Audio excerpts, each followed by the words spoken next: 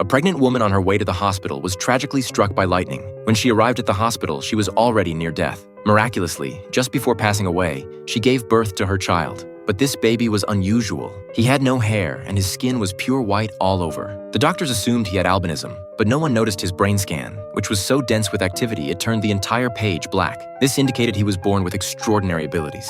His devastated father, unable to understand the truth, saw the child as a freak and locked him away in the basement, leaving him to be raised by his grandfather. This continued for 18 long years until the grandfather passed away. A sheriff and a children's home director came to the house to take custody of him. They'd heard about this child who had been isolated from the world for 18 years without any formal education. When they descended into the basement, they found him huddled in a corner. They were initially speechless, shocked by his pure white skin and pink eyes. He introduced himself as Jack. The director was amazed to discover that Jack was incredibly knowledgeable, nothing like someone who had never attended school. Noticing the bookshelves lining the walls, she picked up a complex novel and asked if he read these too. Instead of answering, Jack told her to choose any page at random. Incredibly, he recited that entire page word for word from memory. The director was astounded, and Jack explained that he could recite every single book in that basement from memory. Looking around, she saw 4 neat bookshelves containing thousands of books. Yet this extraordinary intelligence was just the tip of the iceberg. As they escorted Jack outside, his first time leaving in 18 years, something strange happened. The moment he approached the car, all the police vehicles' alarms began blaring inexplicably.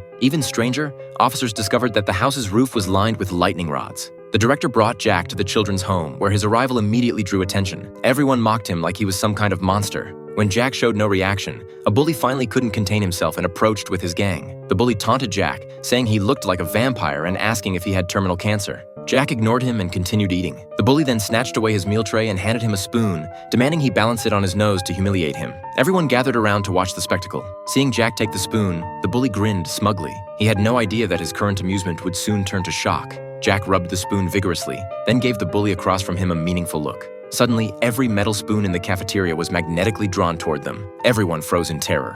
At that moment, the final spoon rose from a lunch tray on its own, climbed onto the table, and began moving forward on its own. Due to copyright restrictions, we can only show you this much of the film, titled Powder.